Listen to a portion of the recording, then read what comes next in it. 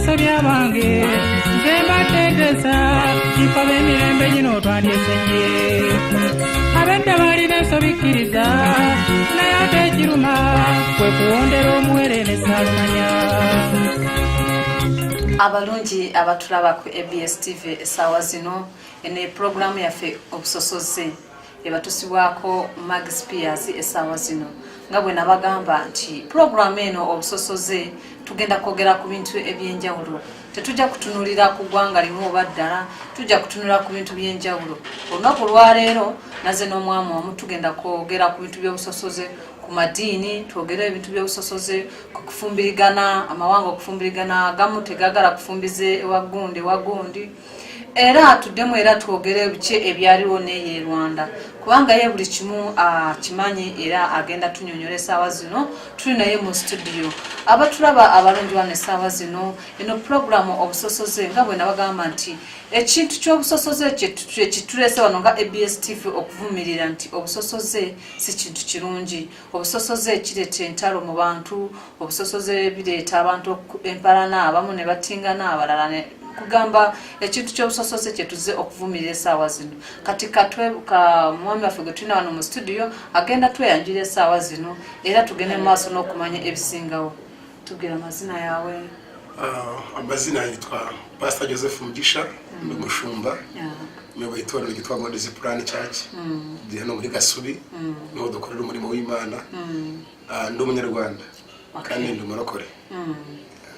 Okay, amazo tubiramanya genti munyarwanda era pastor aina chacha we Kasubi era murokore naye nga munyarwanda. Njagala atubulire tugenda kwogera ku bintu bisatu ngamwe nabagambye. Sawa zino agenda tubulira ngena mu busita.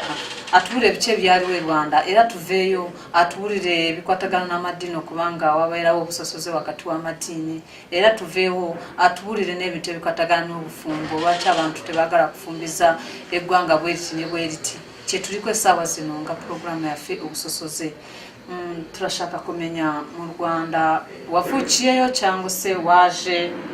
wavukiye hehe? Nufango wavukiye mu Rwanda uza hano just nyuma? Yeah, navukiye mu Rwanda. Wavukiye mu Rwanda? Mu Rwanda navukiye. Okay. Amanza hano umurimo w'Imana. Okay, wageze Kampala vuba cyane none? Kampala nyumaze mu myaka 2 n'igice. Imyaka 2 n'igice. Bivuga ko ibintu byabaye mu Rwanda muri 1994 wari uhari? Wari umwana ari mbireba. Obireba. Kingeza mubuze sawa zino nti atugamba nti yave Rwanda badengeza mubuza nti yazaliwe Rwanda amaze banga kino katatugambye yazaliwe Rwanda era njagala tubule ko bice byaliwo mu genocide sawa ezo kubanga ebisere bye yaliwo era mbu yaraba ni biki hari ibintu tubona cyangwa se ibyo twabonye muri 1994 ko programu ya FED dufite uyu munsi yitwa ubusosoze ivanguramoko. Urabizi ko abanyarwanda turimo kurwanisha ikintu cyitwa ivanguramoko tukaba dushaka ko no mu bindi bihugu byose tukura ikintu cy'ivanguramoko. Aya masaha turashaka utubwire rero wabibonye ute kuvuze ko wabonye ni gute byagenze mbese wowe kuba warakize byagenze bite? Tubwire muri make ibyabayeho muri ntambara. Mu Rwanda habayeho ubwicanyi abahutu bica abatutsi cyo twita genocide yabayeho mu Rwanda. Yari ivanguramoko. So ivanguramoko uriyo ryari rimeze mu Rwanda twe turi mu ishuri rimwe baravuga ngo abahutu ni bagihano abatutsi ni bagihano. Se nk'abana ntabwo twabaga tuzi ngo turi bwoko ki. Twe turi abatutsi cyangwa turi abahutu. Byagusaba gusubira mu family ukabaza ababyeyi bawe ni mama ndi iki ndi umuhutu cyangwa ndi umututsi. Rimwe wisangaga rero iso ari umututsi mama wari umuhutu. Rimwe kisanga ababyeyi bombi ari abatutsi cyangwa se bose arabahutu ugasubira ku ishuri ukisobanura we ukabwira mwarimu babaga babatumye ati mugene mubaze kandi turashaka abatutsi umunsi bagihano abahutu bagihano ukajya mu ruhande rw'ababyeyi bageze gute bakobwiye tutazi cyishe inyuma y'ibyo ngibyo. So ayo moko yombi nuko yisubiranyemo. Okay, cyageza tugamba abalungi abaturaba esawa zino ku programu ya FED ubusosoze ageza kutugamba nti cyatandika nga abana bato nga bamanyi kubabuza bati cyanti muri kikacyo uri mutu obali mutusi kati yari tabimanyi mutu yani umutusi yani kati nikimuletera okudde wakera naye nabuza mama bamanyi okubuza ba mama nti tuli baki kati olumone wesanga bazadde bombi bawutu oba ne wesanga abazadde bombi batuusi oba ne wesanga omumutu omulala nga mutuusi kati esaawa zino kyabaletera ngo kudda kusomero ne bagamba baticha nti nze ndi mutuusi oba ndi muntu niko byali bimeze kati agenda tubulira bwe yamanya kati agenda tubulira nti ye nga ye kusaidi ye cyari kitya mu genocide bwe yagenda n'abuuza maama we yamugamba cyo batata we yamugamba kibwe yadde waticha era yamugamba atya kike kyadirira esaawa ezo nasubiye mu rugo mama wange nsanga n'umututsikazi papa ari umuhutu icyo nagisobanukirwa ndagenda nkijyana ku ishuri ugenda kubwira abati cuti ngende umututsi w'umuhutu ndumututsi w'umuhutu n'abazi mama wanjye n'umututsi papa n'umuhutu bwana ni ibintu by'imvanga vanye biri nk'agatogo dashobora gusobanura wowe nufango wowe ababyeyi bombi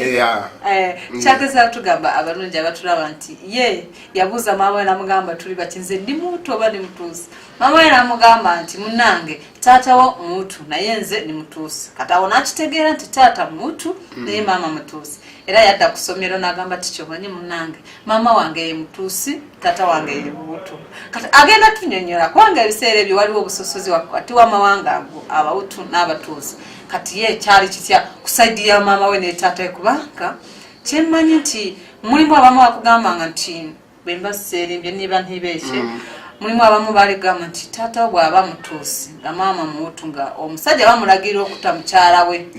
siwe kiri oba ne bamugamba nti bwaba omusajja mutuuso omukazi nga mutu ng'omukazi bamugamba waayo baawo tumuti era ebiseera ebisinga n'abaana ne babata nti baki batuusi agenda tunyonyola ku saidi y'ekyali kitya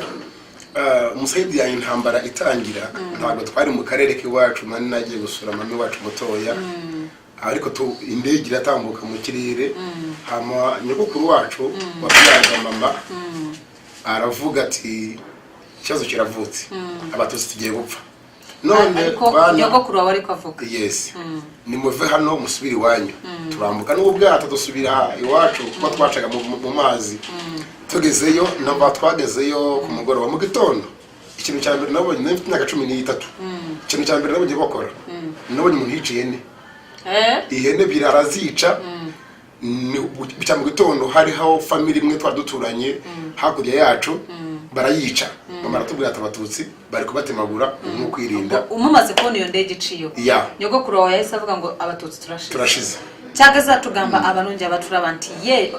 yari yagenda ko kucyara ewa anti we eranganenga ne jajjawe jari kati nakulwakera ku machanara ba inyonyi ngeyise mu banga ngeyiseo ngenyonyi yakayitaho bweti tijajjawe nabagamba bana bange abatusi tuweddewo tugenda kufa katenkera yagenda okulanga wale baneiba basaze embuzi nga balya katatenkera yagenda okuyaga wale family gye batematemye kati jajjawe nabagamba nti bana bange tuweddewo batutta kati njagala tubulire hanga bwa byatambula bitya era tumanye yawona atya kusaidi yabereyo mpaka utanga luwedde oba yaddayo wa mama we ne tata we kugamba genda tubulire sawa zino kubanga ye tumulaba mulamu cyanyishimira Imana so abantu batangiye gupfa icyo gihe abatutsi bicwa kandi bicwa nabi cyane abanyarwanda kwicana ntabwo batewe n'ikindi gihugu wabura ubwabo bisubiranyemo kubera ubuyobozi bwari buri icyo gihe bwarigisha icyo bitinyaga amoko aricyo muri kuvuga ho ubusosozi ndetse kitari kiza mu buryo kuri twe nk'abanyarwanda cyatuzaniye ingaruka mbi cyane na n'uyu munsi ubona ibisigisigi by'izo ngaruka bikiri mu bantu nubwo umuyobozi wacu agerageje gushoboka ko wese kurwanya iyo ngengabitekerezo y'amoko kwiyita umuhutu kwiyita umututsi hari ijambo rimwe yavuze ngo tukirebere mu mira zacu turi mu nzu zacu nibura umututsi wirebere mu mira nibura umutu wirebere mu mira nibura umutwe wirebere mu mira ariko nugera hanze uri umunyarwanda cyageza tugamba yerekeza nyisiza nti ye agamba nti esawa zino era cyebaza mukama nti ekintu ky'obusosoze si kirungi era agamba nti tukoze bulungi okwa trace program evumiro kusosoze kati kyageza kutugamba esaawa zino nti ye ng'omukulembezi waabwe yabagamba ekintu ekimu yabagamba nti esaawa zino sikyayagala ki obusosoze kubanga nti obusosoze obwaliwo obw'okubata abawutu n'abatuusa okutingana bwava ku bukulembeze obwaliwo kyabadde tunyonyola munaye esaawa zino obukulembeze obuliwo tebukyagala era bukivumirira nnyo era ne president waabwe w'eggwanga Paul Kagame nti yabagamba ebyo byemweteekamo by'abawutu n'abatuusi n'abatwa mubeere nabyo mu bisenge wamwe imirira mu mira weetunulira ogambe ndi muwutu ndi mutuusi ndi mutwa naye bw'oba ofulumya ennyumba yo tobireeta osigala ng'oli munyarwanda toli kwogera nti oli mutuutu oli mutuusi ekyokuba ng'oli muwutu kisigaze mu nyumba yo wetunulire mu mira era ekigambo ekyo pulezidenti yakozesa kintu kirungi nnyo era nsuubira nti murabyishimira turabyishimira nyuma y'intambara ya genocide kubona umwana w'umututsi yarongowe n'umuhutu